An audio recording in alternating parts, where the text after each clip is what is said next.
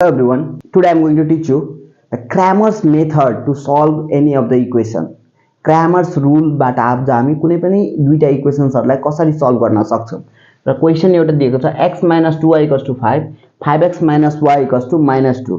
Cramer's rule मा हामीले गर्नु के पर्छ भन्दाखेरि दुईटा जब इक्वेशन्सहरु दिएको हुन्छ भने त्यहाँ तीनटा पार्ट्स हुन्छ coefficient of x, coefficient of y र कन्स्ट्यान्ट टर्महरु हुने गर्छन्.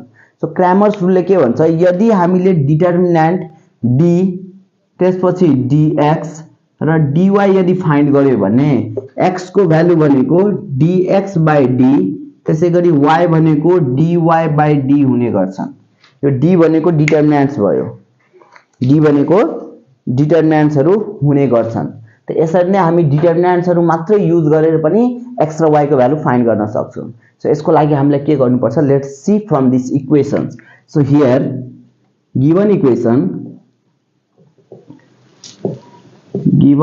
equations देखो छ x - 2y = 5. This one is equation 1 and so 5x - y is -2. This one is equation 2.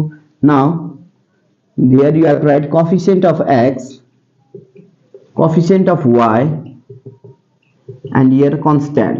है हामीले यो कन्स्ट्यान्टहरु छुटिएर लेख्नु पर्छ. फर्स्ट इक्वेशन x को कोएफिसिएन्ट भनेको 1 हो, y को कोएफिसिएन्ट -2 र कन्स्ट्यान्ट टर्म 5. त्यसैगरी सेकेन्ड इक्वेशनमा x को कोएफिसिएन्ट 5, y को कोएफिसिएन्ट -1 र कन्स्ट्यान्ट टर्म भनेको -2. अब हामीलाई d dx र dy फाइन्ड गर्नु छ. सो d भनेको डिटर्मिनेन्ट फाइन्ड गर्दै बेला just take the coefficient of x and y. x र y को कोएफिसिएन्ट मात्र लिने. So this one is 1 -2 5 -1.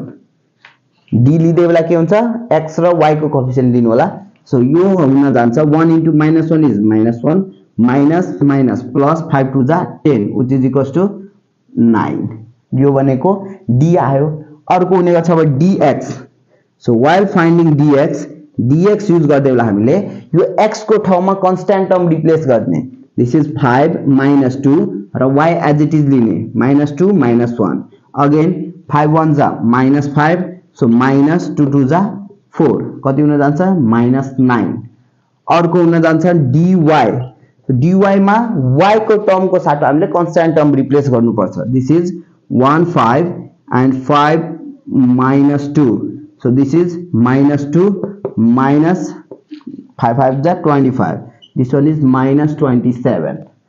अब हामीले d dx र dy फाइन्ड गर्यो भने यो फर्मुला युज गर्ने. So here using Cramer's rule value of x यदि x को भ्यालु भनेको dx/d हुन जान्छ. So dx is -9/9 which is -1. Similarly value of y is equals to dy/d.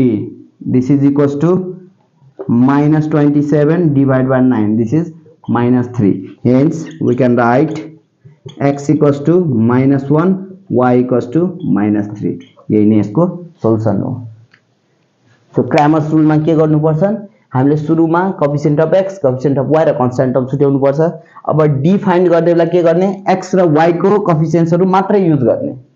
त्यसैगरी हामीलाई dx फाइन्ड गर्दै बेला x को कोएफिसिएन्ट को साथ कन्स्ट्यान्ट रिप्लेस गर्ने, y एज इट इज लेख्ने अनि फेरि डिटर्मिनेन्ट फाइन्ड गर्ने. dy फाइन्ड गर्दै बेला x को कोएफिसिएन्ट एज इट इज लेख्ने, y को ठाउँमा कन्स्ट्यान्ट टर्म रिप्लेस गर्ने, त्यसपछि फेरि डिटर्मिनेन्ट फाइन्ड गर्ने. र Cramer's rule मा के हुन्छ x को भ्यालु भनेको dx/d, y को भ्यालु भनेको dy/d. यसरी नै x र y को भ्यालु सल्भ हुन्छ. Hope you understand the video. यसको फर्दर क्वेशन्सहरु हामी नेक्स्ट भिडियोमा पनि गर्नेछौं. See you to next video. Thank you.